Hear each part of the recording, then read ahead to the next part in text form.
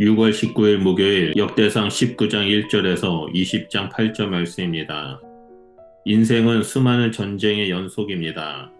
때로는 억울하게 오해를 받고 때로는 예상치 못한 적의 공격 앞에 서게 됩니다. 그러나 성경은 우리에게 분명히 말합니다. 참된 승리는 힘이나 전략에서 오는 것이 아니라 하나님을 의지하는 믿음에서 온다고 말입니다. 오늘 본문이 역대상 19장 1절에서 20장 8절까지는 연속된 전쟁과 그 안에서 드러난 하나님의 도우심을 보여주며 우리가 세상 속에서 어떻게 하나님을 의지하며 살아가야 하는지를 분명하게 증언합니다. 본문은 단순히 고대의 전쟁 이야기가 아니라 우리가 오늘을 살아가며 맞이하는 다양한 삶의 전쟁과 위기를 비추는 거울과도 같습니다. 가정에서, 직장에서, 교회와 사회 속에서 우리는 다양한 갈등과 시험 속에 놓입니다. 때로는 내가 원하지 않아도 분쟁이 생기고 때로는 진실한 마음이 왜곡되기도 합니다. 그런 상황 가운데서도 성경은 우리에게 방향을 제시합니다.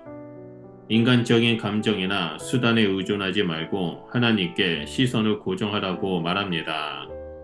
그러므로 본문을 통해 우리는 세 가지 중요한 교훈을 함께 나누고자 합니다. 먼저 첫 번째로 역대상 19장 1절에서 9절을 보며 억울한 오해가 어떻게 전쟁으로 번질 수 있는지를 보며 우리의 반응을 돌아봐야 합니다. 다윗은 암몬 왕 나하스가 죽자 그의 아들 하논에게 조문사절을 보냅니다. 이는 다윗이 우호 관계를 유지하려는 선의의 표현이었습니다. 그러나 한우는 조언자의 말을 듣고 다윗을 의심하며 서신들을 모욕하는 치욕적인 행동으로 응답합니다. 이는 단순한 거절이 아니라 공개적인 조롱으로 결국 전쟁으로 이어지고 맙니다. 이스라엘은 이에 맞서 싸움을 준비합니다. 우리 삶에도 선의를 왜곡당하는 경우가 있습니다. 진심을 담아 전한 말이 오해를 사고 갈등과 상처로 돌아오는 일이 흔합니다. 그러나 다윗은 그런 상황에서도 감정적으로 반응하지 않고 하나님의 뜻을 따르며 공동체를 지키려는 태도를 보였습니다. 그의 모습은 신앙인의 모범입니다. 감정이 아닌 믿음으로 대응하는 자세가 중요함을 깨닫게 합니다. 갈등은 피할 수 없는 현실입니다. 하지만 그 안에서 어떻게 반응하느냐가 우리의 믿음을 보여줍니다.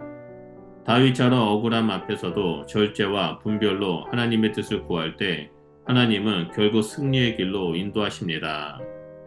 신실하신 하나님을 신뢰하며 반응하는 자에게는 주님께서 선한 길을 여십니다.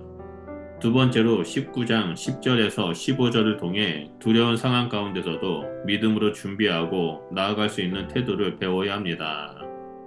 암몬 족속은 아람의 용병까지 동원하여 전쟁을 준비합니다. 이스라엘은 앞뒤로 적군에 둘러싸인 상황에 직면했고 요압은 병력을 나누어 동생 아비새와 함께 협력해 전투에 임합니다. 이때 요압의 승패가 결국 하나님의 손에 달려 있으며 우리는 담대하게 싸우되 하나님께서 선하게 인도하시는 대로 따르자는 믿음의 태도를 보입니다. 이 고백은 단지 용기를 북돋는 말이 아니라 모든 결과를 하나님의 뜻에 맡기는 신앙의 표현입니다. 요압은 전술과 지혜를 무시하지 않으면서도 인간의 능력보다 하나님의 손길을 신뢰했습니다. 이는 믿는 자의 참된 영적 자세입니다. 막다른 상황 속에서 두려움은 자연스러운 감정이지만 요압은 두려움에 휘둘리지 않고 하나님의 선하심을 바라보며 굳건히 서 있습니다. 이 모습은 우리에게 위기의 순간에도 흔들리지 않는 믿음의 모범이 됩니다. 우리 삶에도 해결책이 보이지 않는 순간들이 있습니다. 그럴 때 우리는 하나님이 선하게 이끄신다는 믿음을 따라야 합니다.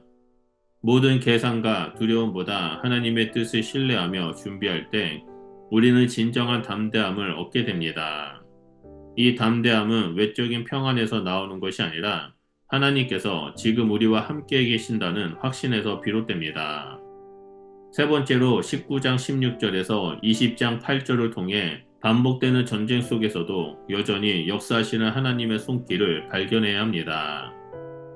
아랍 군대는 첫 전투에서 패배한 뒤에도 다시 이스라엘을 공격하려고 군대를 재편성합니다. 그러나 다윗은 하나님을 의지하며 그들을 다시 물리치고 승리를 거둡니다. 이 전쟁은 한 번으로 끝나지 않았고 반복되는 전투 속에서도 하나님의 도우심은 계속되었습니다. 전투마다 하나님의 임재가 있었고 이스라엘은 그 인도하심 속에서 승리를 거듭합니다. 다윗은 암몬 족속의 수도 라빠를 점령하고 그들의 왕관과 전리품을 취합니다.